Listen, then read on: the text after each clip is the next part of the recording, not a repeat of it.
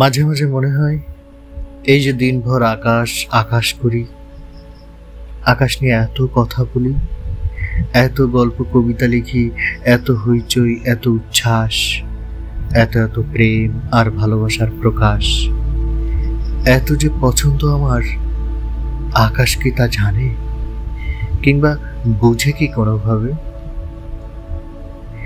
ইচ্ছে করে চিৎকার করে ডাকি, তারপর বলি, ও আকাশ, তোমায় ভালোবাসি।